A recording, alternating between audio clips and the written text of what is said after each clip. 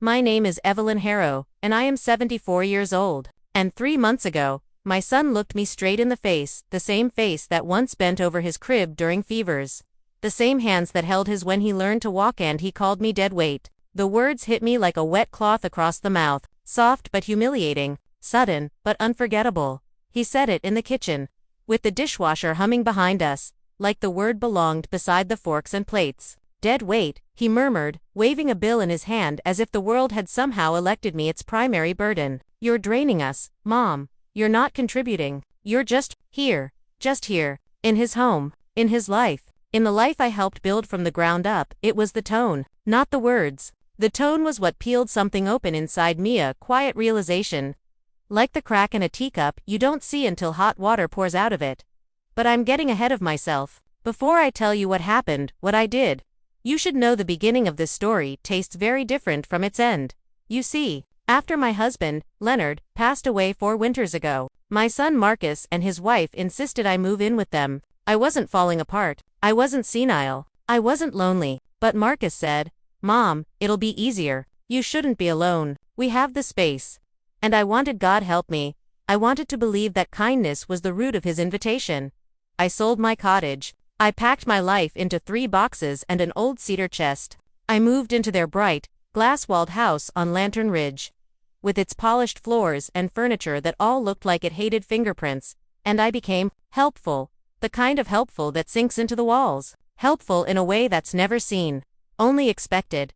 I became the morning alarm for their children, my grandchildren, gently tapping on their doors before the sun even yawned awake. I became the breakfast cook, the school chauffeur, the laundry whisperer, the finder of missing shoes, the refiller of dog bowls, the keeper of appointment schedules, the calmer of tantrums, the collector of crumbs under the kitchen island. I became the one who remembered birthdays, who mended clothes without being asked, who learned the complex ritual of sorting their artisanal recyclables into 8 different bins. I did these things with love, but love done silently becomes indistinguishable from labor. And labor done without acknowledgement becomes indistinguishable from servitude. Still, I told myself, this is family, this is purpose, this is what mothers do. But purpose has a flavor, and one day, I realized mine had gone stale. The shift started quietly. Simone, my daughter-in-law, began leaving lists on the kitchen counter. Not suggestions, not reminders, but tasks. Tasks written in the clipped handwriting of someone who had never asked herself whether she was being rude. Wiped baseboards, wash the throw, blankets, kids' lunches, sugar, declutter pantry, please stop buying the bread you like, we don't eat that brand. That last one was underlined 3 times. I said nothing, not because I agreed but because confrontation is a muscle I let atrophy over decades of trying to keep peace in a house where I often felt like a guest. Then Marcus started sighing, those little sighs that say everything without a single word needing to form. Sighs when I left a light on, sighs when I reheated leftovers, sighs when I bought a brand of detergent Simone didn't approve of. The house had become a museum, and I was its clumsy, unwanted tour guide. But the day everything truly snapped was that Tuesday morning just after Christmas. The sky was a sheet of dull pewter, cold enough to numb your bones if you looked out the window too long. I had been up since before dawn, made oatmeal, ironed school uniforms, packed lunches, folded to loads of laundry. I even prepped a stew for dinner, knowing Simone had her big presentation and wouldn't want to cook. By the time the house finally exhaled its last child and last adult out the front door, I sat down for the first time that day, just 5 minutes, just to rest my knees, which felt like they had rusted overnight. And that was when Marcus came home early, furious for reasons unrelated to me, and needed somewhere to put his anger. He slammed mail on the counter. He ripped open the utility bill. He glanced at the number, and then he stared at me, not like a son looks at his mother, but like a landlord stares at a tenant who's 4 months late on rent. "Do you see this?" he snapped. "What are you doing here all day? Running the heat just because you're cold. Lights on in every room." He stepped closer, holding the bill between 2 fingers like it was a dead insect. "This is insane, Mom. You don't pay for any of this. You don't contribute to this house in any real way. You're basically just..." His voice rose. His face flushed. And I saw the ugly truth spill out before he even finished. Just dead weight. Something inside me went silent. Not broken. Silent, like a lake that freezes so suddenly the fish beneath are caught mid-swim. I didn't argue. I didn't cry. I didn't throw back all the years I had poured into him like water into soil that never thanked the rain. I just stared at him. At my child. My grown man of a child. The boy who used to sob when his pet goldfish died. The young man who once hugged me so tight. After his father's funeral, I felt my ribs creak. Now, calling me dead weight. A burden. An expense. I remember the exact sound the radiator made at that moment, a low metallic groan, as if even the house itself understood the insult better than he did.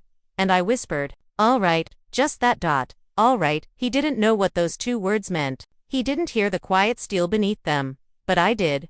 That night, while the rest of the house breathed in sleep, I packed a suitcase, just enough clothes for a while, my documents, my keys, the necklace Leonard gave me on our 30th anniversary, and my dignity folded carefully beside everything else. I wrote a note. Not angry, not emotional, just final, in its own quiet way. Marcus, you don't have to carry dead weight anymore. Take care of your home. Take care of your family. I am taking care of myself now. Mom. Then, just before dawn, I walked out the back door. The cold bit at my cheeks like a warning. The world was gray and silent, and I felt, for the first time in years, the faint vibration of freedom under my skin. I didn't go to a sister. I didn't go to a friend. I went to a place I knew Marcus and Simone would never think to check. I checked myself into Harbor Pines assisted living, not because I needed it, but because it would terrify them when they discovered where I had gone, because it would force them to see me as something human, something vulnerable, something breakable, something they had pushed too far. But I wasn't there to crumble.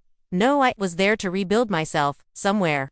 Quiet enough to hear the truth of my own thoughts. Harbor Pines was a strange little place, too cheerful, too filled with pastel artwork that tried too hard to be uplifting. But the nurses were kind, the halls were warm, the meals bland but plentiful, and most importantly, for the first time in half a decade, I could sit down without anyone handing me a list of things to do. I slept 12 hours, that first night, 12. I hadn't slept that long since Leonard was alive, and the next morning, when I woke to a pale sunrise dripping over the pines outside my window, I felt something unfamiliar, space in my mind, space in my chest, space where resentment had been pressurized for far too long. I made tea, real tea, strong tea, the kind that stains your tongue and warms your bones. And while the steam curled upward, I thought, let them feel the weight of my absence. Let them try running a world without the invisible hands that held it together. Let them scrape against the truth. Let them learn. Not out of spite, but out of necessity. Because some lessons cannot be told. They must be lived, and they were about to live it. All of it. The first 3 days at Harbor Pines passed like a quiet dream stitched together with warm blankets and too much chamomile tea. I hadn't realized how exhausted I was until I could finally hear myself think. Silence has a weight. You know, a gentle, honest weight. When a house is too loud for too long, silence feels like stepping into a cathedral, the kind where you can hear your own heart clicking like a metronome. I spent those days watching sunlight bend through the blinds, tracing the shadows of pine needles that swayed outside my window. I took slow, leisurely walks down the hallway. I listened to other residents chatting about their grandchildren, their old lives, their favorite recipes. Some voices were soft and fading, others were loud and full of life. And I thought, years from now, would I become a voice like theirs? A memory fading into beige wallpaper. Maybe, but not today. Today, I was rebuilding. I didn't contact Marcus. I didn't contact Simone. I didn't even contact the children, as much as that broke a tender piece of me, because if I called, they would hear the tremble beneath my voice. And weakness, once seen, becomes something people use as permission to step on you. I was done being stepped on. On the 4th morning, I woke to rain tapping gently against the window. A nurse named Lou Big Smile, tiny glasses came in with my breakfast tray and chirped, "Your son has called 8 times. Shall I let him through?" I smiled politely and said, "Not yet," because nothing encourages introspection like unanswered calls. But oh, they kept coming, all day. And into the evening, calls, texts, voicemails, each more frantic than the last. I didn't listen to them. Not yet. Their urgency didn't belong to me. For once, their crisis wasn't something I needed to fix. By day 6, the messages began changing flavor. Curiosity sharpened into irritation. Irritation softened into anxiety. And anxiety finally cracked into panic. That's when I listened. The first voicemail was Marcus's voice, tight-clipped, agitated. "Mom, where are you? The kids are worried. Just call me back, please." The second was sharper. "Mom, this really isn't funny. You shouldn't disappear like this. We need to talk." The third had Simone in the background. You could hear the faint edge of accusation in her tone even through the poor voicemail quality. And the fourth, that was when the cracks began to show. "Mom, Akif, you could just tell us you're okay. Please. The kids have school projects and I don't know where anything is. Just please." That one made me sit down on the edge of my bed. Not because I felt pity, but because I could hear it, that faint, confused realization in his voice. The world does not run itself, and people you treat like wallpaper do. In fact, hold up the walls. Still, I didn't call back. The rain continued. The days passed. By day 9, the calls were desperate, and I knew, with that quiet certainty only a mother possesses, that they had begun feeling the sharp, cold edges of a house without me. I didn't know the details yet, but I could imagine them: laundry spilling out of baskets, lunchboxes forgotten, homework misplaced, meals burnt or ordered last minute, arguments, sharp and fast ricocheting between the walls, the children waking up late, Simone missing her gym sessions, Marcus losing track of deadlines, all those invisible tasks I carried like water in cupped hands. No one noticed them until they spilled. But the 11th day, that was when everything changed. It was just after lunch. The hall smelled like lemon disinfectant, and I was working a small jigsaw puzzle in the common room, one with a missing sky blue piece, when the receptionist hurried toward me like a woman with gossip burning her tongue. "Ms. Harrow," she whispered, "your son is here." I didn't flinch, didn't gasp, didn't even set down the puzzle piece. I simply said, "Send him to the garden." The garden was quiet, a little overgrown. A stone fountain in the center babbled like a child telling secrets. I chose a bench beneath an oak tree and waited. It took him all of 30 seconds to appear. Marcus, my grown son, once the boy who scraped his knees running down our old driveway, now a man whose shoulders hunched not from grief, no, not grief, but from the weight of his undone responsibilities. His hair was messy, his shirt wrinkled, and under his eyes were shadows carved from too many sleepless nights. "Mom." He exhaled the word like a prayer and a scolding all at once. I met his gaze evenly. "Hello, Marcus." He approached slowly, as if afraid I might vanish like fog. Are you staying here?" He looked around the garden as though expecting to find handcuffs on me. Double quotes, "Yes, why?" His voice cracked. Why didn't you tell us? Why didn't you call?" I tilted my head. Did I need permission? He flinched. He sat beside me, elbows on his knees, face in his hands. "Mom, everything's falling apart. Simone's furious. The kids, they're upset. I can't keep track of their schedules. The house is a mess. I'm behind on work. Maya missed her dentist appointment. Leo's homework didn't get turned in. Nothing is working." I let the silence sit between us like a third presence.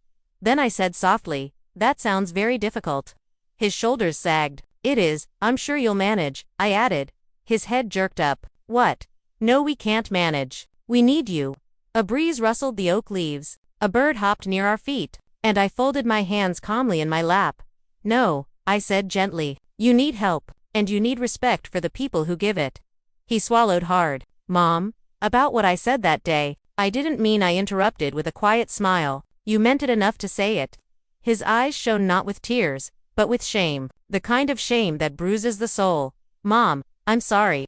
I nodded. "I hear you. But apology is a seed. It means nothing unless planted properly."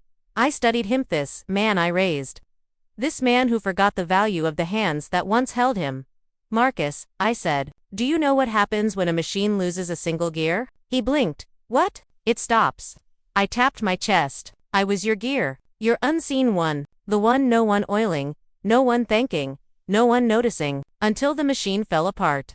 He bowed his head. "Good, not because I wanted to punish him, but because sometimes humility is the soil where a better man grows." "Mom," he whispered, "please come home." The fountain bubbled behind us. The wind hummed. A nurse laughed somewhere inside. I looked at my son, and I felt a strange, bittersweet ache. I loved him, but love gets tired too. "Home," I repeated. "You mean your house?" His face crumpled. "Mom, please, the kids need their grandmother." "And what about the mother?" I asked quietly. "Does she need anything?" He swallowed hard. "Mom, what do you want?" This was the first useful question he had asked in years. I leaned back against the bench and breathed in the scent of pine, sharp, resinous, cleansing. I want acknowledgement. I said. I want respect. I want boundaries. I want a life that is mine, not borrowed. I want to stop being the invisible scaffolding holding up your family. And most of all, I turned to him. I want you to understand the weight of what you lost when you pushed me too far. He closed his eyes. A long exhale, a wounded animal sound. I do, he whispered. I do understand now. Good, I said. Learning is important at your age. A small smile broke the edge of his despair just for a second, but I wasn't finished. I took a slow breath. Marcus, I love you, but love does not mean servitude, and I won't go back to the way things were. He nodded quickly. Okay, we'll fix it. Tell me what to do. And here, finally, was the crossroads. The quiet, trembling moment where a mother decides whether to step backward into old wounds or forward into new freedom. First, I said, you will take responsibility for the home you chose to build. He nodded, double quotes. Second, you will hire help. Real help, paid professional, not disguised under the word family. He swallowed. Okay. And third, I looked him straight in the eye. When I come home, I come as a person, not a maid, not a placeholder, not the barnacle you scrape from the bottom of a boat. His voice cracked. So you will come home. One day, I said. Not today. He closed his eyes again, relief and grief mixing across his face like watercolor bleeding on wet paper. Can I visit? He asked. Yes, I said. If you come with respect. He nodded, and for the first time in years, maybe decades, he looked like the boy I once knew. The boy who used to run to me after nightmares. The boy who clung to my sleeve on the first day of kindergarten. The boy who used to ask me, with absolute trust, Mom, what should I do next? He stood slowly. He bent to kiss my forehead, and when he walked away, I saw something unfamiliar in the slope of his shoulders. Humility, and maybe, just maybe, growth. When he disappeared through the double doors, I allowed myself a long, trembling breath. Soft, deep, necessary. The fountain whispered beside me. A bird hopped closer. The world hummed. And for the first time in a long while, I felt balance. Not victory, not revenge, not triumph. Balance because justice isn't loud. Justice is quiet. It arrives, like dawn, slowly, softly, inevitably, and now the real healing could begin. Asterisk, the next morning, the sun spilled into the garden like warm honey, the kind my late husband used to drizzle over cornbread on Sunday afternoons. Funny how sunlight can make the world feel less heavy, even when nothing is resolved yet. I woke with a strange cocktail of feelings: hope, ache, resentment, tenderness, and something else, something quiet, stern, and steady inside me. Strength or maybe peace. They feel similar in old age. Over the next 2 weeks, Marcus visited 3 more times. Not to beg, not to guilt, just to sit with me. We talked about small things first. The weather, the kids' school projects, a new coffee maker he didn't know how to set up. Light, easy conversations. As if we were strangers relearning each other. But beneath it was something deeper, a tremor of humility in his voice. A softened edge around his words. The third visit, that was when the shift truly settled. He walked in carrying a plastic bag filled with cookies he attempted to bake himself. They were the misshapen, lopsided kind children usually make: too much butter in some, not enough sugar in others, beautiful in their imperfection. Don't laugh, he said, placing them on my bedside table. I wouldn't dream of it, I replied, even as one cookie crumbled like sand when I picked it up. For a moment, a small warm flame lit inside me. One I hadn't felt since he was 12 and proudly burned pancakes for mothers. We ate 1 cookie each. Dry, crumbly, he coughed. I chuckled, and for a fleeting second, we were mother and son again, without responsibilities or disappointment between us. But healing is never a straight, smooth path. It curves like an old river, doubling back on itself before moving forward. He exhaled and said softly, I've been thinking a lot, Mom, about everything. I waited. I treated you like a given, he said, like you were furniture, like you would always be there, no matter how I spoke to you. He bowed his head. I'm ashamed. I didn't interrupt. I didn't rescue him from the discomfort. Some truths need to sting. I never meant to break you, he whispered. I touched his hand gently. You didn't break me, Marcus. You just made me remember I have bones. He looked up, his eyes shining not with tears but with something heavier. Recognition. A son seeing his mother as a woman for the first time. Mom, he murmured, will you come home? When you're ready. When I'm ready, I repeated. A promise, not a surrender, not a return to servitude. He nodded slowly. We hired help. A real service. Meal prep, cleaning, school runs. It's expensive, but it made us see everything you did, every day, every hour, all the things we never noticed. His voice grew thick. The kids ask for you every night. Ah, children, little truth-tellers. I miss them too, I said quietly. Terribly. We'd like to visit you here, he said. If that's okay. Of course, it is. And so they came. The first time Leo and Maya walked into the nursing home, they burst into my room like two firecrackers, each talking over the other with the frantic desperation of children afraid their grandmother might fade if they didn't fill every silence with love. They hugged me so tightly my ribs felt like kindling. It was the sweetest ache in the world. Maya brought a drawing me, wearing a cape, flying over their house with a frying pan in my hand. I laughed until tears ran down my cheeks. Leo brought a note card with words only a child could write so honestly. Grandma, everything is broken without you.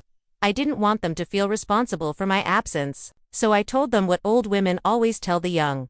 Nothing stays broken forever, sweetheart, not even people. They visited twice a week after that. Sometimes they brought puzzles, sometimes flowers, sometimes they brought just themselves, which was enough. Marcus came alone on the other days. He scrubbed the kitchen floor in my absence. He said, he learned to braid Maya's hair. He learned Leo's favorite bedtime story by heart. He learned slowly, painfully, the vast architecture of care he once walked through blindly. Change is never immediate, but I saw it. In every softened word, in every humbler step. One evening, close to sunset, he stood at my window staring at the orange-gold sky and said, Mom, how did we get here? How did I become that man? I told him the truth. Most cruelty isn't born, Marcus. It grows where gratitude dies.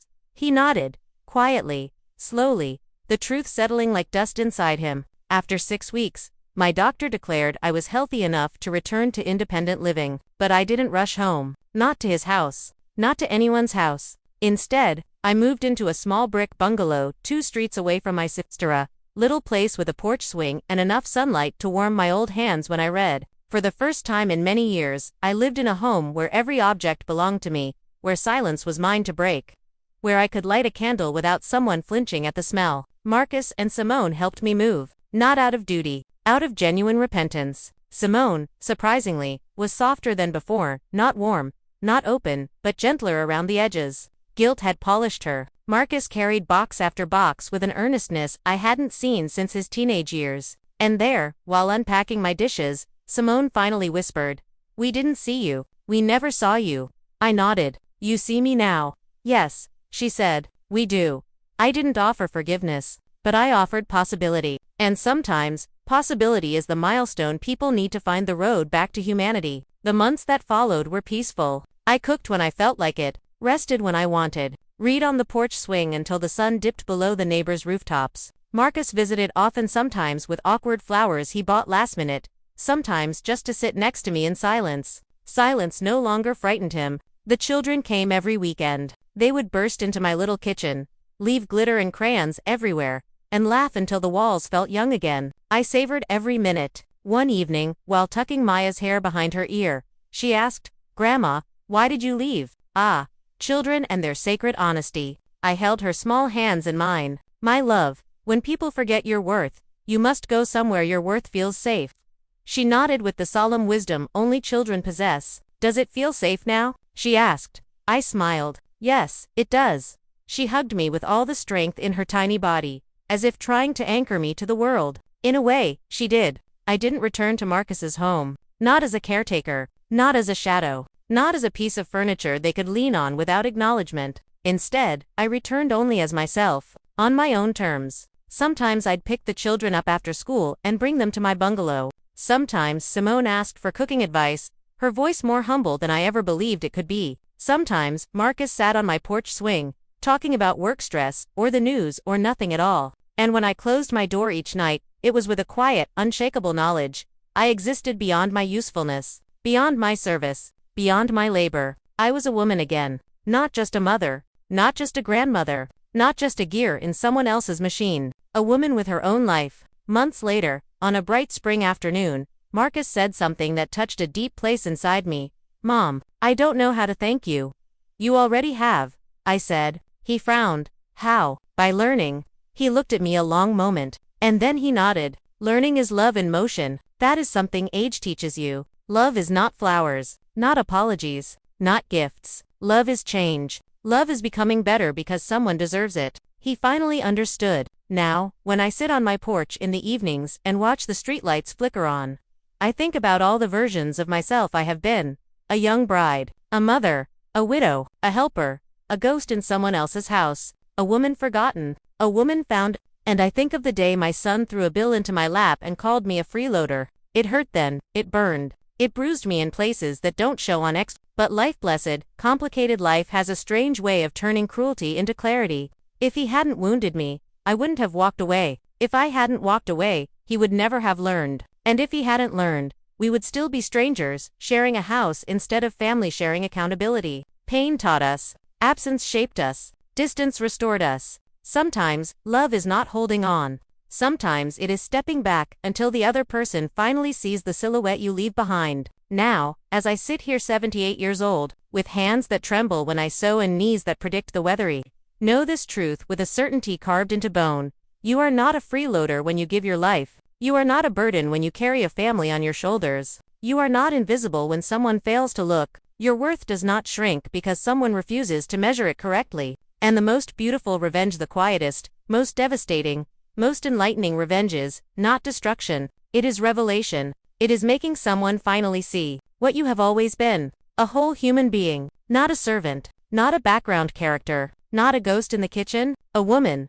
A mother. A grandmother. A life with value. A story with weight. A flame that refuses to go out. And now, when I close my eyes at night in my little bungalow with its creaking porch swing and soft yellow curtains, I whisper a small prayer to no one in particular.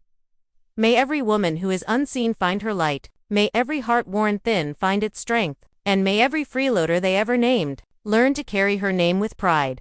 Because if life has taught me anything, it is this. You cannot choose how others see you, but you can choose how brightly you shine when they finally look up. And my light after everything still burns. Soft, steady, beautiful. Mine.